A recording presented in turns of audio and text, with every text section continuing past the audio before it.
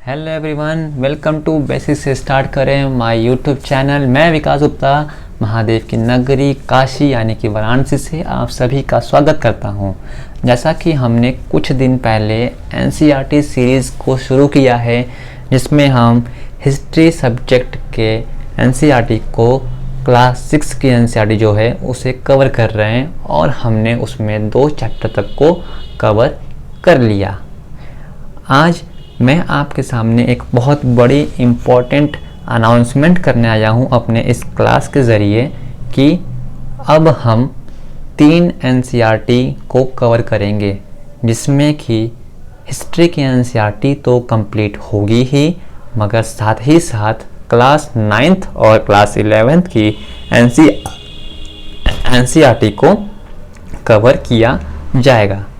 अब बात उठती है, आप में से कुछ बच्चे बोलेंगे कि सर, जब आपने क्लास 6 की हिस्ट्री की एनसीईआरटी कवर की और आपने कहा भी था कि हम step by step history, geography, polity, economics जैसे सब विषयों के एनसीईआरटीज़ को कवर करेंगे, तो आप अचानक से ऐसे बीच में 9th क्लास की एनसीईआरटी और 11th क्लास की एनसीईआरटी शुरू क्यों कर रहे हैं?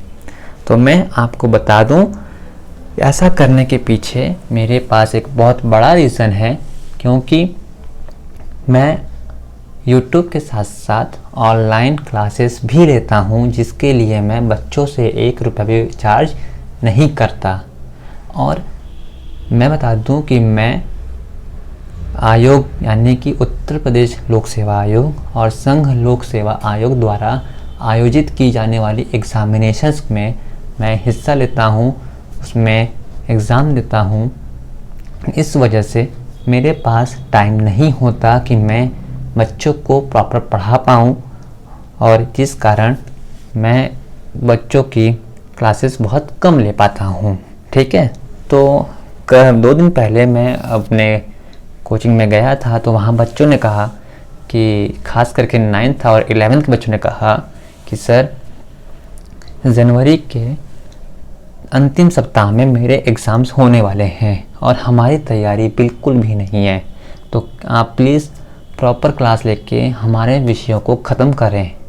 तो मैंने उनसे कहा कि मैं इस बात की गारंटी तो नहीं ले सकता कि मैं ऑफलाइन क्लास में पढ़ा पाऊँ, मगर हाँ, मैं इतना कर सकता हूँ कि अपने यूट्यूब चैनल पर मैं 9th और 11th के बच्चों के लिए भी वीडियोस लेके आता रहूँगा। और मैं आज से 3 एनसीईआरटी कवर करूँगा। पहली एनसीईआरटी हिस्ट्री की, जो 6 से 12 तक की होगी, मगर स्टेप बाय स्टेप होगी। दूसरी एनसीईआरटी क्लास 9th की होगी। तीसरी एनसीईआरटी क्लास 11th की होगी, और सब्जेक्ट होंगे 9th में इकोनॉमिक्स की और 11th में पॉलिटिकल साइंस की। ठीक है, और बता दूं कि आज ही मेरी एनसीईआरटी यूट्यूब पर एनसीईआरटी सीरीज़ में क्लास 9th की एनसीईआरटी शुरू है, और इसमें चैप्टर 3rd है, क्योंकि 2 चैप्टर मैंने क्लासेस में पढ़ा दिया है, तो वो वीडियो भी मैं आपको दूंगा। मगर 3rd चैप्टर मैंने अभी शुरू ही किया था, तो मैंने उनको बोला कि इसे आप यूट्यूब पर देख लेना। हाँ, आप लोगों के लिए मुझे एक्स्ट्रा मेहनत करनी पड़ेगी, मैं तैयार हूँ, मगर आप लोग बिल्कुल ये मत सोचना कि आपके साथ भी कोई नाइंसाफ़ी की जाएगी, क्योंकि पढ़ाना मेरा पैशन है, मेरी हॉबी है, और मैं बच्चों के साथ किसी भी तरह की कोई भी नाइंसाफ़ी नहीं होने दूंगा। आज हम लोग इस टॉपिक में जिस टॉपिक को या सब टॉपिक को हम लोग डिस्कस करेंगे, वो है हमारा कि पहला इंट्रोडक्शन की गरीबी होती क्या है या गरीबी कहते किसे हैं। सेकंड है कि जो सामाजिक यानी कि सोशल साइंटिस्ट थे, उन्होंने इसे क्या ओपिनियन दिया, उनके दिमाग में कैसे मानते हैं। ठीक है, फिर आता है गरीबी रेखा की पावर्टी लाइन क्या होती है, और पावर्टी की एस्टिमेशन उसका अनुमान कैसे लगाते हैं। इंटर स्टेट डिस्पार्टिस क्या होती है, मतलब कि अंतर राज्य असमानताएँ क्या होती हैं। एक बात याद रखिएगा आप लोग कि अगर आपको कोई भी वर्ड दिक्कत करे या ना आए, तो उसे आप लोग एक जगह नोट डाउन कर लेना और कमेंट सेक्शन में उस वर्ड को बताना कि आपको वर्ड दिक्कत कर रहा है, तो मैं उसे समझा दूंगा। वल्नरेबल ग्रुप्स क्या होते हैं, मानी कि असुरक्षित समूह क्या होते हैं, वैश्विक स्तर पे निर्धनता का क्या परिदृश्य है, वो कैसा दिखता है, गरीबी और साथ में एसडीजी यानी कि सस्टेनेबल डेवलपमेंट ग्रोथ क्या होती है, गरीबी के कारण क्या होते हैं, ठीक है, और गरीबी को कम करने के उपाय क्या हैं, और भविष्य में इसकी चुनौतियाँ। बच्चों, जैसा कि हम देखो, हम लोग कहते हैं कि गरीबी है क्या, कि गरीबी हम लोग क्या, गरीब कहते किसे हैं, ठीक है।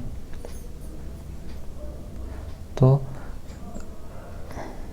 हमारे लिए गरीब का मतलब ये होता है कि वो लोग जो अपने बेसिक नीड्स को पूरा नहीं कर पाते, ऐसे लोग जो अपने रोज़मर्रा की चीज़ें अफोर्ड नहीं कर पाते हैं, जैसे रोटी, कपड़ा और मकान, ये किसी भी आम आदमी के लिए बहुत बेसिक सी नीड है, ठीक है। तो हम अपने दैनिक जीवन में अनेक ऐसे लोगों के संपर्क में आते हैं जिन्हें हम गरीब समझते हैं, कि हम ऐसे लोग आते हैं जिन्हें समझ करते हैं वे गांव के भूमिहीन श्रमिक भी हो सकते हैं और शहरों की भीड़ में भरी झुग्गियों में रहने वाले लोग भी। They could be landless labours in village और people living in the over crowded झुग्गीज इन सिटीज़। कि ये अब एक गरीब होते कौन है, तो ये वो लोग हो सकते हैं कि जो गांव के भूमिहीन, जिनके पास कोई ज़मीन नहीं है, और ये शहर की भीड़ भरी झुग्गियों में रहने वाले लोग भी हो सकते हैं, ठीक है। मगर आता है कि देश के सामने जो पॉवर्टी की एक बहुत बड़ी दिक्कत है, उसका एनालिसिस करने के लिए नीति आयोग, ठीक है, बहुआयामी निर्धनता सूचकांक यानी कि मल्टी डायमेंशनल पॉवर्टी इंडेक्स का इस्तेमाल करती है, ठीक है, पॉवर्टी इंडेक्स का इस्तेमाल करती है।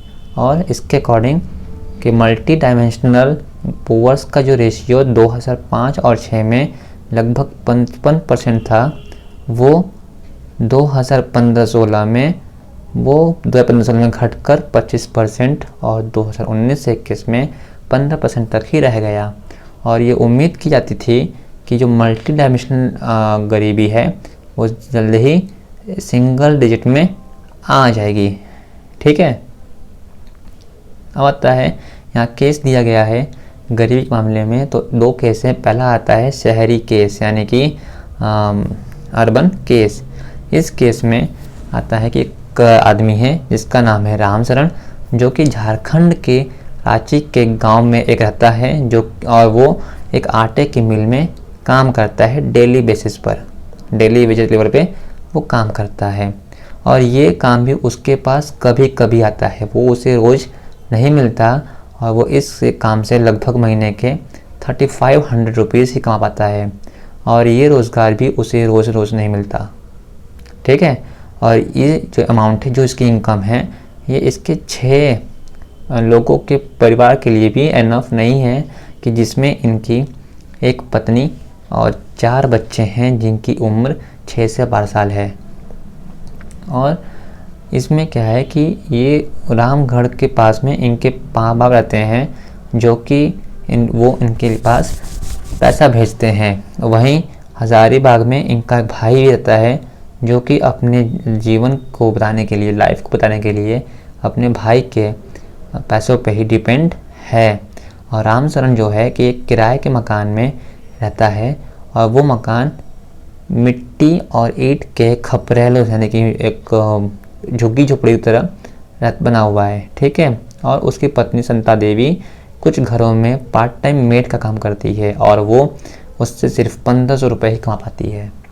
और इसका एक बेटा भी आता है, जो कि एक चाय की दुकान पे हेल्पर का काम कर रहा होता है, और वो सिर्फ 700 रुपये ही कमा पाता है। जबकि उसकी 10 साल की बेटी है, जो स्कूल जाती है और छोटे भाई को या बहन को संभालती है, उनकी देखभाल करती है। और इनके पास 2 पेयर्स कपड़े ही हैं, जो कि फटे पुराने होते हैं। और ये लोग उन नए कपड़ों को तभी खरीदते हैं जब वो एकदम ख़त्म हो जाते हैं। यहाँ तक कि अगर इनके पास इस जूते पहनना हो तो वो समझते कि वो अपने आप में ये लग्जरियस बात है। जूते, इनके पास इतने पैसे नहीं हैं कि लोग जूतों को भी अफोर्ड कर सकें, ठीक है। और जो छोटी लड़की है स्कूल में ही मिलने वाले दाल चावल, यानी मिड डे मील भी बोलते हैं ना, उसे खाती है। अब आता है बेटा शहर गांव का, ठीक है। गांव में एक कहानी है लखा सिंह की, जो कि उत्तर प्रदेश के रहने वाले हैं, मेरठ के। वो उनके परिवार के पास कोई ज़मीन नहीं है, वो क्या बोलते हैं, लैंडलेस हैं। और ये एक बड़े किसानों के यहाँ काम करते हैं, जो कि रेगुलर नहीं है, इर्रेगुलर है कभी नहीं है। और इनकी इनकम भी ठीक वैसे ही है, आज है तो है, अदरवाइज़ कल मिलेगा कि नहीं कोई गारंटी नहीं है, ठीक है। और ये पूरी दिन मेहनत करके कम से कम 200 रुपये निकाल पाते हैं। और साथ ही साथ इतना मेहनत करने के बाद भी कुछ किलोग्राम गेहूँ, दाल या थोड़ी सी सब्जी ही ला पाते हैं। इनके पिता हैं तो पिता ट्यूबरकुलोसिस यानी कि टीबी से ये चल बसे, और इनकी माँ भी हैं, वो भी टीबी से ही ग्रसित हैं। और ये उन्हें अच्छी मेडिकल ट्रीटमेंट नहीं दे पाते, ठीक है। और बगल में ही उनके पास में ही एक प्राइमरी स्कूल है, इनका बच्चा वहाँ पढ़ता है। तो ये खुश होते हैं कि ये कभी भी ज़िंदगी में प्राइमरी स्कूल मतलब स्कूल पढ़ने नहीं गए, मगर इनके पढ़ने जा रहे हैं। और इनके लिए तो नए कपड़े बहुत ही कम खरीदते हैं, जब कोई ओकेशन होता है तब, या तो वो भी नहीं। और इनके लिए डेली यूजेस के तौर पे साबुन और तेल लगाना भी या तेल खरीदना भी एक लग्जरियस गुड है, ठीक है।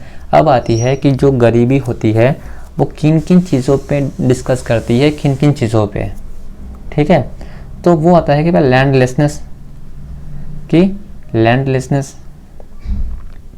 की ज़मीन है या नहीं, अनएम्प्लॉयमेंट रोज़गार है कि नहीं, साइज़ ऑफ फैमिली परिवार कितना बड़ा है, लिटरेसी लेवल कितना पढ़े लिखे भाई, ठीक है। हेल्थ एंड न्यूट्रिशन खाना है क्या नहीं है, हेल्पलेसनेस है कि असहायता यानी कि है, ठीक है। अब आता है यहाँ पे बच्चा कि ये जो केस पढ़े हो इसमें दिखाता है कि लोग कितने गरीब हैं, वो कैसे काम करते हैं, क्या करते हैं, ठीक है। उन पास किन किन चीज़ों का कमी है या अभाव है ना। तो ये दिखाता है कि जो गरीबी होती है उसका मतलब भूखमरी और घर का ना होना है। ये एक ऐसी सिचुएशन है जब माँ बाप अपने बच्चों को दिन में 3 बार का खाना भी दे नहीं पाते, ठीक है। कोई बीमार आदमी अपना इलाज नहीं कर पाता। गरीबी का मतलब स्वच्छ यानी कि प्योर वाटर, ठीक है। ये क्या बोलते, clean water and sanitization facilities का भी अभाव होता है, नहीं मिलता है। इसका मतलब होता है कि रेगुलर, ठीक है, जॉब विथ मिनिमम वेजेस नहीं मिलता है। इसका मतलब हेल्पलेसनेस जैसे जीवन जीना है। निर्धन लोग ऐसे स्थिति में, मतलब गरीब लोग ऐसे हाल में रहते हैं जिसमें उनके साथ खेतों, कारखाने, सरकारी office, hospitals and railway station पे भी इनके साथ मिसबिहेव होता है। मतलब जो लोग भी अमीर होते हैं देखते हैं कि अगर ये लोग थोड़े गरीब हैं तो उनके साथ ठीक से बात नहीं करते हैं, ठीक से पेश नहीं आते हैं, उनके साथ बदतमीज़ी या बदसलूकी की जाती है। इसीलिए शायद देश का कोई भी या दुनिया का कोई भी व्यक्ति, कोई भी इंसान गरीब जीना नहीं चाहता। करोड़ों लोगों को दैनिक निर्धनता यानी कि जो बिगेस्ट चैलेंजेस है कि मिलियन ऑफ पीपल को एब्जेक्ट पॉवर्टी से निकालना एक इंडिपेंडेंस इंडिया के लिए बहुत बड़ा चैलेंज है, ठीक है। और महात्मा गांधी ने हमेशा एक बात कही है कि भारत तभी आज़ाद होगा जब यहाँ का सबसे निर्धन आदमी, जब यहाँ सबसे गरीब आदमी भी मतलब अपने ह्यूमन सफरिंग से आज़ाद होगा, ठीक है। तो महात्मा गांधी ने भी ये कहा था कि भारत तभी आज़ाद होगा जब यहाँ का एक गरीब आदमी भी ह्यूमन सफरिंग से बाहर निकलेगा। अब बताती है बात कि सामाजिक वैज्ञानिक ने, यानी जो सोशल साइंटिस्ट हैं, उन्होंने गरीबी को कैसे लिया या किस वे में समझाने की कोशिश की है। तो क्योंकि निर्धनता के अनेक, हालांकि जो मतलब पॉवर्टी है उसके ढेर सारे पहलू हैं, ठीक है, कई सारे मतलब इंडिकेशंस हैं, कोई सारे मतलब मीडियम्स हैं, तो अनेक इंडिकेशन दिखते हैं।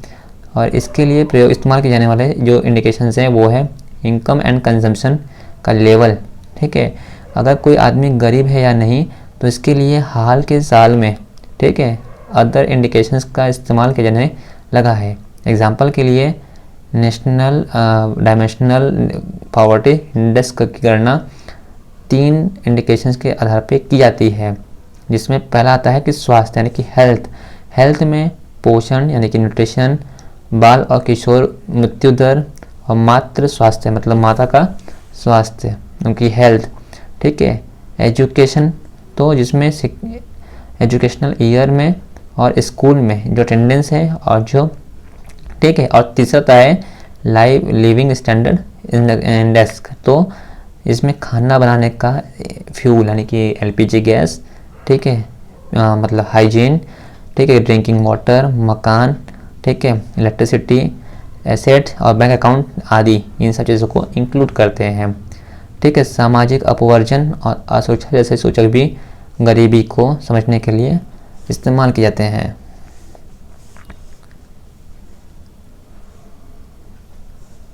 अब आता है कि सोशल एक्सक्लूजन, तो इसके तहत जिन्हें, ठीक है, इसके तहत एक कहते हैं कि गरीबी का अर्थ उन गरीबों लोगों से है जो अपने लोगों के साथ गंदे जगहों पर रहते हैं, मतलब मलिन बस्तियों में रहते हैं, ठीक है, और उन्हें सामाजिक समता यानी कि सोशल इक्वलिटी से अलग कर देता है, ठीक है, बेटर ऑफ कर देते हैं, और वहाँ के और अपने से सेटल या अपने से जो अफोर्डेबल मतलब कि अपने से मतलब जो सेटल आदमी हैं उनके जो एनवायरनमेंट है उससे इनको अलग रहना पड़ता है। अगर नॉर्मल कहा जाए तो सामाजिक अपवर्जन निर्धनता यानी गरीबी का एक कारण और एक रिजल्ट दोनों हो सकता है, और ये प्रोसेस है जिसके ज़रिए कोई भी पर्सन या कोई भी ग्रुप उन स्कीम से, उन अपॉर्चुनिटीज से अलग रहता है जिसका अन्य लोग, अदर लोग इस्तेमाल करते हैं या फ़ायदा उठाते हैं। इसका एक उदाहरण भारत में जाति व्यवस्था यानी कि कास्ट सिस्टम है, ठीक है, जिसमें कुछ कास्ट के लोगों को समान अवसर में अपवर्जित रहता है, मतलब कुछ कास्ट के लोगों को इक्वल अपॉर्चुनिटीज़ में अलग रखते हैं। इस प्रकार इस तरीके से इनकम कम होने से ज़्यादा सामाजिक अपवर्जन यानी कि मोर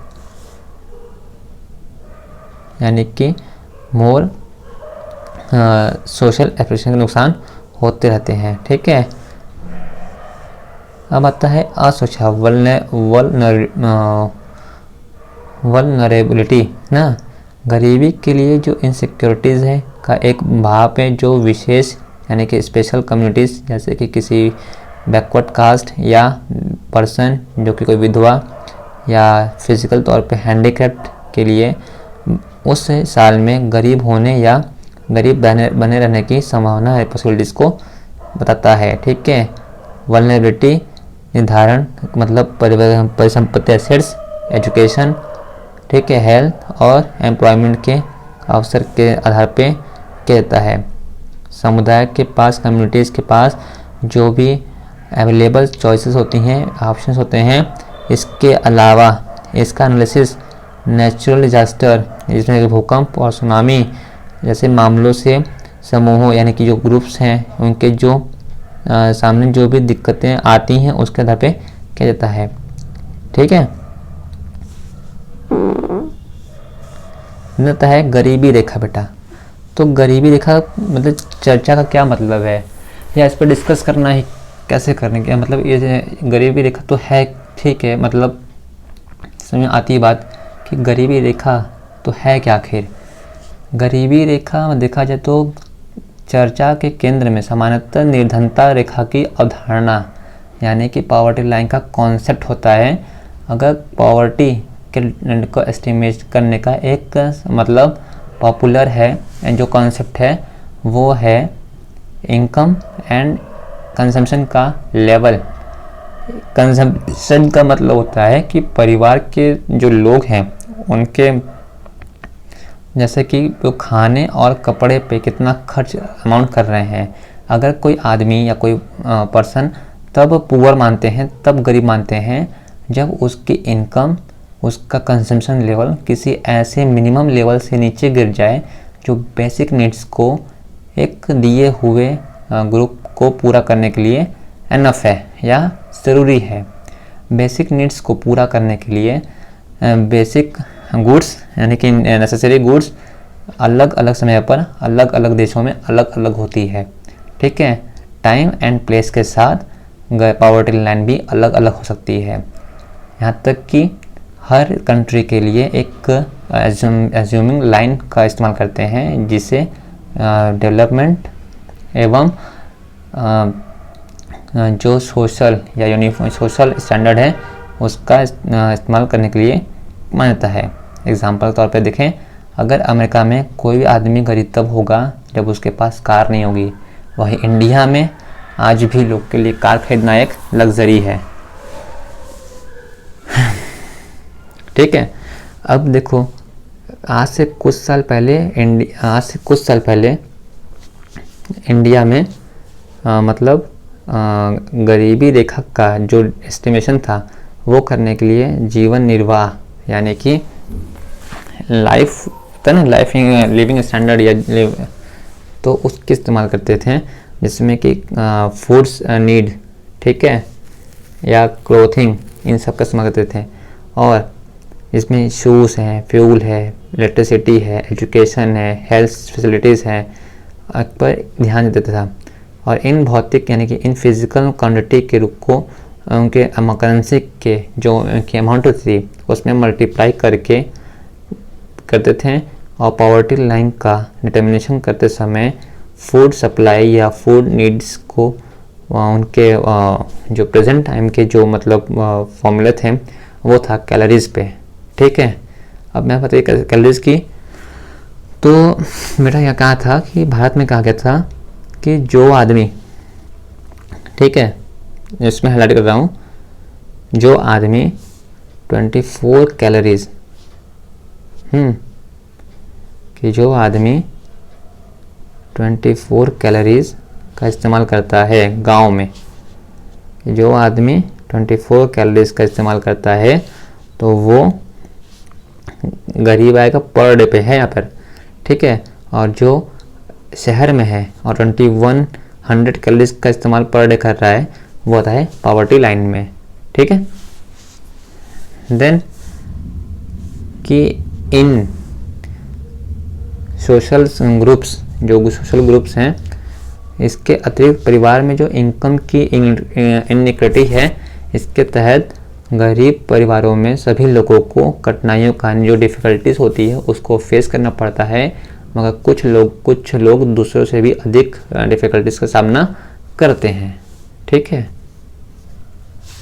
देन अब आता है बेटा कि भारत की ग्लोबल लेवल पे है, तो क्या ये बता ज़रूरी है कि सिर्फ जो भारत में कितने लोग गरीब हैं? नहीं ना, सब में होते हैं।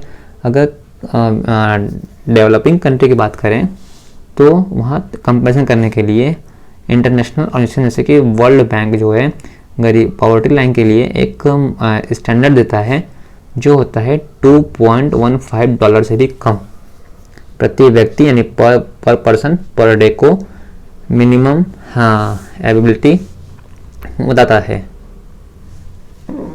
ठीक है। अब कहता है कि डिफरेंट कंट्रीज़ में, ठीक है, अत्यंत यानी कि डिफरेंट कंट्रीज़ में extreme economic poverty world bank की एक डेफिनेशन के अकॉर्डिंग जो $2.15 से कम पर लाइफ स्पेंड करने वाले लोग हैं उनका रेशियो 2010 में 16.27% से गिरकर 2019 में 9.5% पर हो गया। इसमें डॉलर का इस्तेमाल क्यों किया गया है तो आपको बताना है कि डॉलर इसलिए कि हम लोग इंटरनेशनल लेवल पे करेंसी जो होते हैं वो डॉलर में लेते हैं, ठीक है। भारत में राष्ट्रीय मुद्रा के रूप में और इंडिया में जो है नेशनल करेंसी के रूप में नेशनल करेंसी मुद्रा के रूप में रहती है, ठीक है, मतलब मनी के रूप में, अरे वो रुपए के रूप में, ठीक है। अब हर कंट्री की अपनी अपनी करेंसी है। देशों के बीच आंकड़ों की जो डेटा होती है उसके कंपैरिजन के लिए इंटरनेशनल एजेंसी द्वारा अमेरिकी डॉलर का इस्तेमाल किया जाता है। होता है बेटा कि ऑल तो अगर ग्लोबल पॉवर्टी के उल्लेख में गिरावट आई है, मगर इसमें बहुत से मतलब रीजनल डिफरेंशिएशन भी पाई जाती है कि वो फास्ट इकोनॉमिकल क्या बोलते हैं, फास्ट इकोनॉमिकल रिजल्ट या ह्यूमन रिसोर्स डेवलपमेंट का मतलब क्या बोलते हैं उसे, मतलब बृहद निवेश के कारण चाइना और दक्षिण पूर्व एशिया देशों में निर्धनता में विशेष कमी आई है। अब देखो यहाँ कहता है कि चाइना और पूर्व मतलब eastern Asia south east Asia में जो गरीबी कमी आई है वो क्यों आई है? वो इसलिए कि वहाँ पे HRD ह्यूमन रिसोर्स का डेवलपमेंट बहुत तेज़ हुआ, इसलिए यहाँ पे गरीबी कम हुई है, ठीक है। और चीन में गरीबों का जो रेशियो है 2020 में 0.1% हो गया। और वर्ल्ड बैंक की रिपोर्ट बताती है कि साउथ एशिया के देशों यानी भारत, पाकिस्तान, श्रीलंका, नेपाल, बांग्लादेश, भूटान, अफगानिस्तान, मालदीव में गरीबों की संख्या में गिरावट इतनी ही तेज़ी से हो रही है। और 2017 में 13% से गिरकर 2021 में 11% हो गई है। और गरीबों का जो परसेंट गिरावट होने के साथ साथ जो गरीबों की संख्या है, मतलब नंबर है, वो उसमें भी बहुत तेज़ कमी हो रही है। 2017 में ये 233 मिलियन से घटकर 2021 में 207 मिलियन ही रह गया। मतलब कि चाइना जिस तरीके से चाइना और साउथ एशिया के जो कंट्रीज़ हैं वो लोग भी आगे बढ़ रहे हैं गरीबी में कम करने में, ठीक है। अब ये दिया हुआ है कि भारत में सर्वाधिक असुरक्षित ग्रुप, ये वो ग्रुप्स हैं जो कि बहुत ही वल्नरेबल है, जो कास्ट वाइज है, ठीक है। और ये जो मैंने सोर्स लिया है वो NCERT को सोर्स को लिया है, और मैं जो भी बता रहा हूँ वो ऑथेंटिक है, वो NCERT सोर्स को ही है, ठीक है। अब देखो बेटा बताया कि हेड काउंट रेशियो के बारे में, ठीक है, हेड काउंट रेशियो के बारे में कि ये है क्या, कि ऐसे कौन से देश हैं जो गरीबी और इक्विटी यानी पॉवर्टी एंड इक्विटी डेटाबेस के तौर पे दे देता है। तो इसमें देखो एक तरफ देश है, एक तरफ पर डॉलर 2.15 से कम पाने वाले लोग, ठीक है। तो नाइजीरिया है जहाँ पे 30.9, ठीक है, बांग्लादेश है, भारत है। आपको करना क्या है कि बस यहाँ पे स्टार्टिंग के 3 याद रखने हैं, ये डेटा आप देख सकते हो, कोई दिक्कत नहीं है। अब कहता है कि सब सहारा अफ्रीका में गरीबी एक्चुअल में 2017 के 36.6% से घटकर 2019 में 35% हो गई, ठीक है।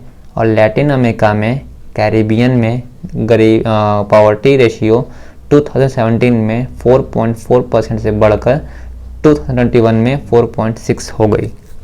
मतलब कि जो सब सहारा अफ्रीका में जो पॉवर्टी थी वो 2017 में 36.6% से घटी, जो कि 35% हो गई 2019 में, यानी कि 2 साल के अंदर। वहीं लैटिन अमेरिका और कैरिबियन में गरीबी जो पॉवर्टी रेशियो लाइन थी 2017 में 4.4% थी, जो 4.6% 2021 में हो गई। और रूस जैसे पूर्व समाजवादी सोशलिस्ट कंट्रीज में गरीबी फिर से आ गई और 2000 में 3% हो गई, जहां पहले ऑफिशियल तौर पे कोई गरीब नहीं था, ठीक है। और ये है कि जो पर डे $1.9 करने वाले लोग थे। ये जो ब्लू लाइन देख रहे हो आप लोग, ब्लू लाइन वो है साउथ एशिया का, और जो पर्पल लाइन देख रहे हो वो है लैटिन अमेरिका कैरिबियन का। इसके नीचे जो है साउथ अफ्रीका का, और रेड लाइन है पूर्व एशिया का, और ये है चाइना का। ठीक है। अब आता है बेटा कि पॉवर्टी एंड SDG यानी सस्टेनेबल डेवलपमेंट ग्रोथ क्या है। तो यूनाइटेड नेशंस ऑर्गेनाइजेशन ने SDG के टारगेट को 2030 तक सभी प्रकार के निर्धनता को यानी हर तरह के गरीबी को ख़त्म करने का टारगेट लिया हुआ है। ठीक है। ये लोग और वर्ल्ड को मतलब प्रॉस्पेरिटी यानी कि समृद्धि के लिए एक साझा खाका यानी कि एक स्ट्रक्चर देता है, जिसमें फ्यूचर में गरीबी को समाप्त होगी, मतलब गरीबी ख़त्म हो जाएगी। और इसके सेंट्रल पॉइंट में 17 SDG गोल रखे गए हैं। इसके लिए डेवलपिंग कंट्रीज़ में जो अर्जेंट एक्शंस हैं वो उसकी नीड दिखाई दे रही है। अब जो डेवलप कंट्री है या जो डेवलपिंग कंट्री को जो पॉवर्टी है उसको ख़त्म करने के लिए हेल्थ एजुकेशन में इम्प्रूवमेंट करने, ठीक है, इनइक्वालिटी को ख़त्म करने, क्लाइमेट चेंज को मतलब जो सॉल्यूशन है उसको निकालने, ठीक है, SDG यानी कि सस्टेनेबल डेवलपमेंट को इनिशिएट करने के लिए जो उनके कोशिश होंगी उसमें उनको हेल्प करना है। और ये है हमारा SDG के बारे में कि कौन क्या है, इसको एक बार देख लेना। और ये जो है ना, ये एक मिनट, जो ये है हमारा SDG 17 के बारे में, जब आप NCERT बुक देखोगे ना तो ये NCERT में 17 SDG के बारे में लिखा हुआ है। इसको नोट कर लेना, क्योंकि ये चीज़ें एग्ज़ाम में कभी कभी मतलब पूछ लेती हैं मैचिंग के फॉर्म में कि SDG 7 में क्या है, SDG 6 में क्या है, SDG 8 में क्या है, SDG 1 क्या है। ठीक है, आगे बढ़ते हैं। यहाँ पर हम आता है गरीबी के कारण कि क्या रीज़न है कि गरीबी जा नहीं रही है। अब देखो क्या है कि इंडिया में मतलब गरीबी की जो वाइड सेपरेट है बहुत कारण है। इसमें से एक हिस्टोरिकल रीज़न ये है कि ब्रिटिश कॉलोनिज़म, ठीक है, ब्रिटिश कॉलोनियल एडमिनिस्ट्रेशन के दौरान जो इकोनॉमिक ग्रोथ है उसका लो लेवल, ठीक है, जो कॉलोनियल गवर्नमेंट की जो पॉलिसीज़ थी ना, उसने जो हैंडीक्राफ्ट लोग थे उनको ख़त्म कर दिया, और क्लोथ जैसे इंडस्ट्रीज़ को के जो ग्रोथ थे उसको भी बहुत नुकसान पहुंचाया, उसको बहुत दबाया। और ग्रोथ की धीमी दर जो मतलब स्लो रेट था वो 1980 के दशक तक सही रहा। मतलब 1980 तक जो विकास की मतलब जो ग्रोथ की रेट थी वो बहुत ही कम थी। इसके साथ साथ इसका जो रिज़ल्ट आया कि एम्प्लॉयमेंट यानी कि अपॉर्चुनिटीज़ के जो रेट थे वो घटे, और इनकम की जो ग्रोथ थी वो गिर गई। साथ साथ और जो हमारी जो थी ना पॉपुलेशन, वो उसमें भी बहुत तेज़ी से ग्रोथ होने लगा। यहाँ तक कि सिंचाई और हरित क्रांति, इरिगेशन और ग्रीन रेवोल्यूशन से एग्रीकल्चर के क्षेत्र में एग्रीकल्चर में तो रोज़गार यानी कि एम्प्लॉयमेंट तो क्रिएट हुआ, लेकिन इसका असर भारत के कुछ हिस्से तक ही रहा। ठीक है, पब्लिक एंड प्राइवेट दोनों सेक्टर्स ने कुछ रोज़गार तो दिए, मगर ये रोज़गार तलाश करने वाले सभी लोगों के लिए एनफ नहीं था। शहर में जो जॉब्स थे वो शहरों में तो जो नौकरी थी वो पाने में तो असफल अनेक लोग, ठीक है, मतलब जो लोग उनको जॉब नहीं मिली वो लोग किए क्या, रिक्शा चलाने लगे, ठीक है, ट्रेडर्स बन गए, या मतलब कंस्ट्रक्शन में काम में लग गए, ठीक है, डोमेस्टिक सर्वेंट के काम करने लगे थे। और इन्हें इरेगुलर और लोअर इनकम के कारण ये लोग उचित आवास यानी कि जो एक प्रॉपर घर होता है उसमें रह नहीं सकते थे। वे शहरों से बाहर झुग्गियों में रहने लगे। ठीक है, और झुग्गी मतलब अगर आपको झुग्गी देखना भी हो तो जो लोग रहते हैं बनारस में तो बेनिया साइड देखे हो, ठीक है, बेनिया बाग साइड वहाँ देख लो। अगर जाते हो कजाकपुरा साइड, अदरपुरा साइड या शैलपुत्री मंदिर के पास, वहाँ देख लो सड़कों किनारे करते हैं झोपड़ी झुग्गी में। मुंबई में देखते हो चौल, तो वो चौल देख सकते भाई। ठीक है, ये सब चीज़ें वही मिलती हैं। और गरीबी का जो मेन कारण है वो क्या था कि रूरल, वो ये था कि जो गरीबी की घटना थी वो रूरल मतलब जो रूरल था वो अर्बन को एक बहुत बड़ा चैलेंज बन गया। ठीक है, और जो आता है हाई पॉवर्टी रेट, वो एक चुनौती है, एक चैलेंज है और एक इनकम इनइक्विटी है रही है। इसका मेन कारण ये था कि ज़मीन और अदर रिसोर्स का इनइक्वल डिस्ट्रीब्यूशन। अनेक पॉलिसी मतलब बहुत सारी पॉलिसीज़ के बावजूद भी हम किसी ढंग से इस मुद्दे से निपट नहीं पाए हैं। ठीक है, रूरल एरिया में जो एसेट होते हैं उनके रीडिस्ट्रीब्यूशन के जो टारगेटेड हैं, जैसे में लैंड रिफॉर्म जैसे प्रमुख जो पॉलिसीज़ हैं वो अधिकतर स्टेट गवर्नमेंट ने प्रभावी ढंग से मतलब एग्जीक्यूट नहीं किया। और इस पॉलिसीज़ के प्रॉपर एग्जीक्यूशन के लिए में करोड़ों जो गांव के गरीब थे उनका जीवन मतलब चेंज किया जा सकता था अगर ये चीज़ें आती तो। ठीक है, और अदर जो आते हैं अदर रीजन में तो social and cultural economical factor भी इसके लिए बहुत ही मतलब लाइबल हैं। अति निर्धनता यानी ओवर पुअर, ठीक है, मतलब कि अति निर्धनता सहित ना भारत के लोग सामाजिक दायित्वों और धार्मिक अनुष्ठानों के आयोजन में बहुत पैसा खर्च करते हैं। हालांकि ओवर पुअर होने के कारण के साथ साथ भारत में कई लोग ऐसे भी हैं जो सोशल रिस्पॉन्सिबिलिटीज़ और रीजनल कामों के लिए बहुत सारा पैसा खर्च कर देते हैं। छोटे किसानों को बीज, ठीक है, फर्टिलाइजर्स, कीटनाशक जैसे जो फार्मिंग के जो कॉस्ट है उसको खरीदने के लिए धनराशि यानी कि पैसा चाहिए था।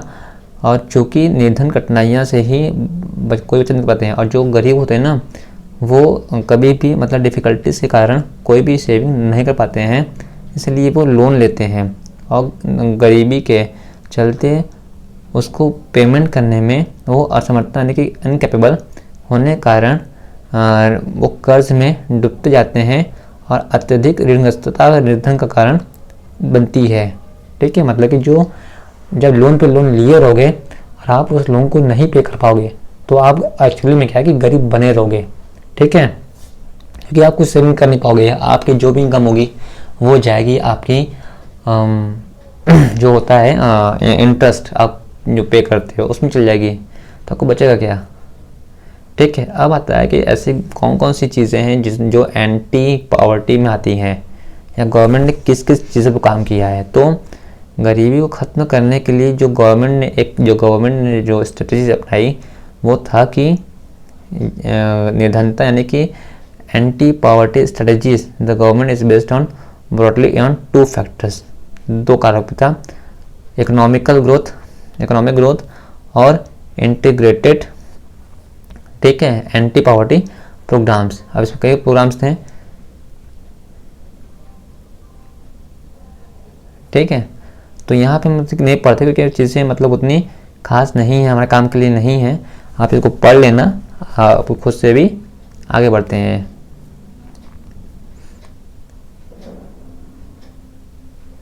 कि अब देखो, अब गरीबी हटाने के लिए गवर्नमेंट ने जो निकाला था वो था हमारा पहला,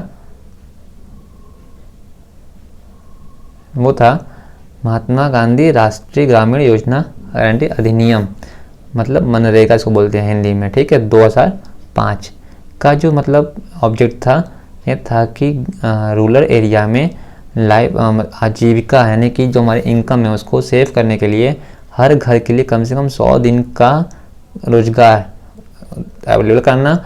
इसका जो ऑब्जेक्ट था वो SDG के में मदद करना है ताकि सूखा, ठीक है, डिफॉरेस्टेशन, ठीक है, सॉइल इरोजन जैसे जो दिक्कतें आती हैं उससे बच सकें।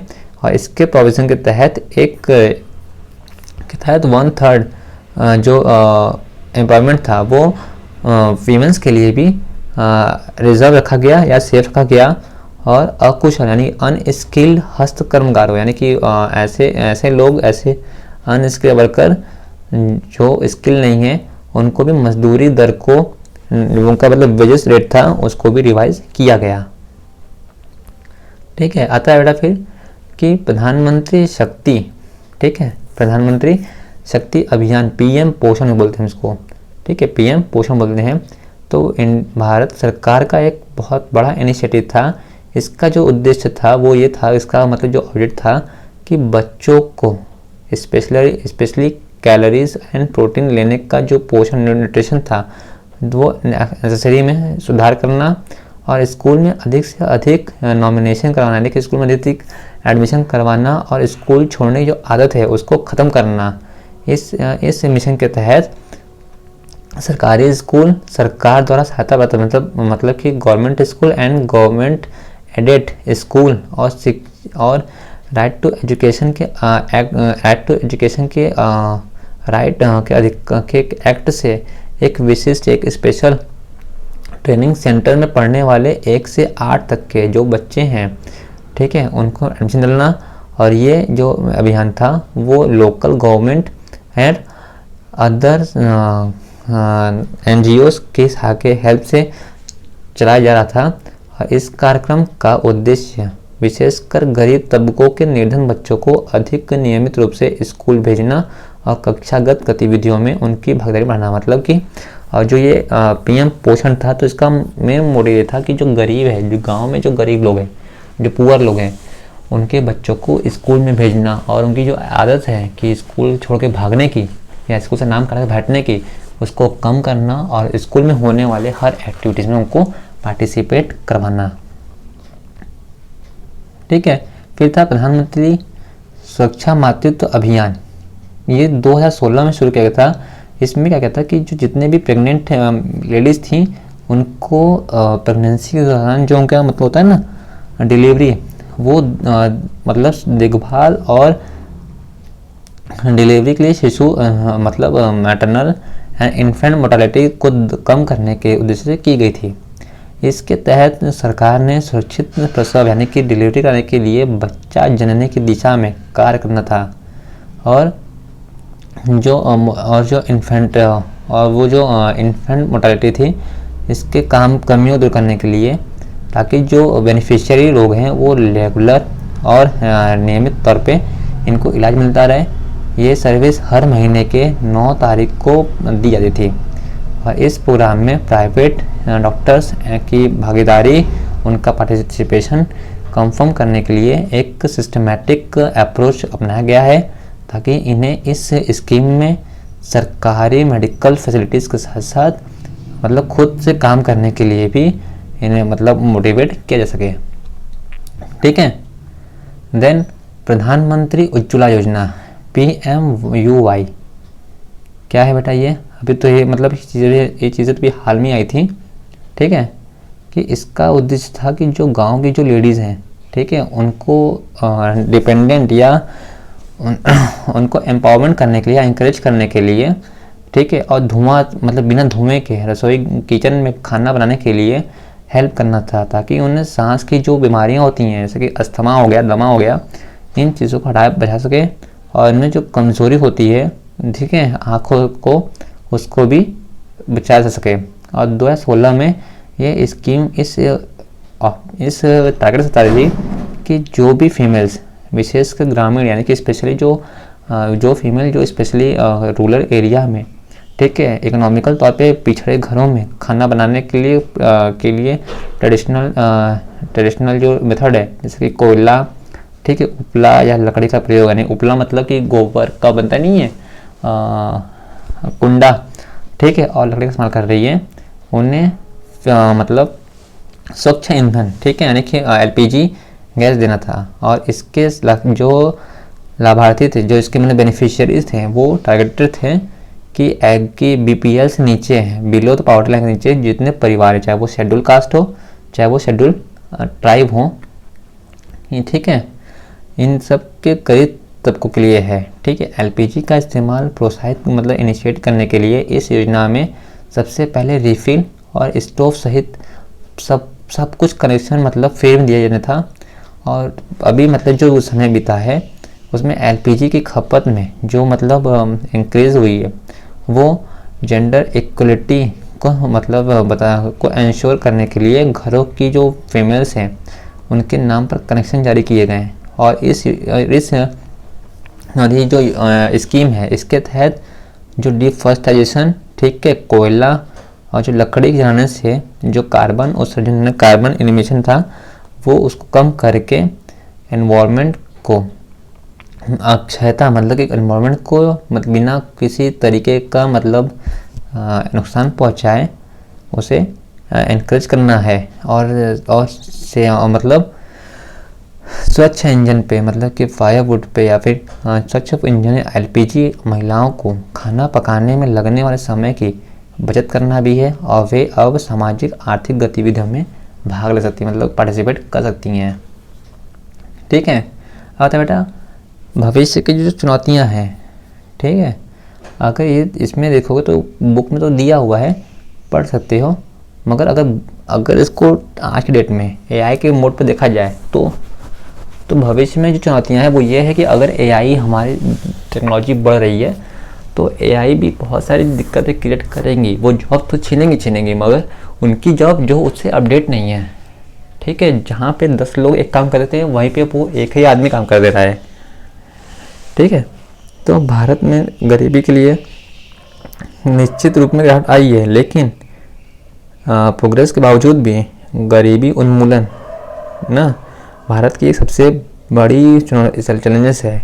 और ठीक है, रूरल और अर्बन क्षेत्रों में ये अलग अलग स्टेट में गरीबी आज भी है और असमानता इनइक्विटी आज भी है, मगर सोशल एंड इकोनॉमिकल ग्रुप जो गरीबी के प्रति अधिक मतलब इनसिक्योर हैं, ये आशा की जा रही है कि गरीबी उन्मूलन भारत को और बेहतर बनाएगा।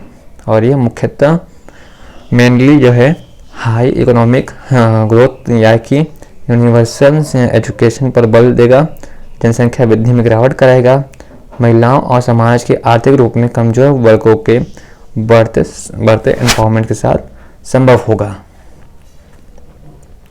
ठीक है, और लोगों के लिए जो गरीबी की आय आधारित परिभाषा है निर्धनता के सीमित पहलू को दर्शाता है। यह न्यूनतम जीवन निर्वाह के यथोचित स्तर की अपेक्षा जीवन निर्वाह के न्यूनतम स्तर के विषय में है। अनेक बुद्धिजीवियों इसका समर्थन किया है। निर्धनता की अवधारणा का विस्तार मानव निर्धनता तक करना चाहिए। और इसने जो मतलब एक जो कॉन्सेप्ट दिया हुआ है कि इनकम का, तो ये कहता है कि कुछ लोगों ने ये भी कहा है कि जो निर्धनता की अवधारणा का विस्तार है वो मानव निर्धनता तक ही सीमित करना चाहिए।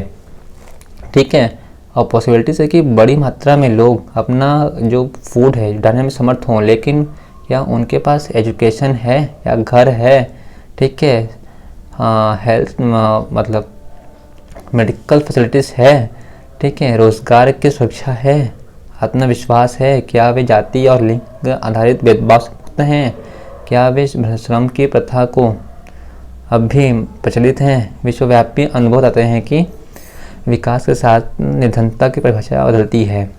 ठीक है, यहाँ बोल रहा है, यहाँ का मतलब था कि जो इनकम का, ठीक है, जो इनकम बेस्ड चीज़ें हैं उसको अगर हम यहीं पे मतलब बहुत ही शॉर्ट में रख दें तो सही है, क्योंकि अगर हमें ये देखना है कि पॉवर्टी को लेकर के, तो ये चीज़ कि जो भी लोग हैं, जो लोग गरीब हैं या जो पॉवर्टी में आते हैं, तो क्या ये लोग अपने 2 मील का फूड जुटाने में मतलब कैपेबल हैं, क्या उनके पास एजुकेशन है, क्या उनके पास मेडिकल फैसिलिटीज़ हैं, ठीक है, और क्या उनके पास जॉब सिक्योरिटी है, क्या उनके पास आत्मविश्वास है मतलब कॉन्फिडेंस है, क्या वे लोग जाति और सेक्स के अकॉर्डिंग जो डिस्क्रिमिनेशन या भेदभाव है उससे मतलब फ्री हैं, क्या बाल श्रम मतलब कि जो चाइल्ड लेबर है वो अब भी है?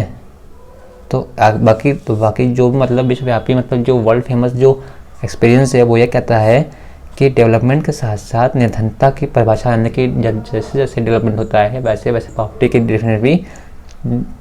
डेफिनेशन भी चेंज होती है और ये बदलती रहती है। ठीक है, चलिए, अगर आपको ये आज की वीडियो पसंद आई हो तो बेटा इसे अधिक से अधिक शेयर करें, लाइक करें, सब्सक्राइब करें और हाँ, हमारे चैनल के जो बेल आइकन है उससे प्रेस करना ना भूलें।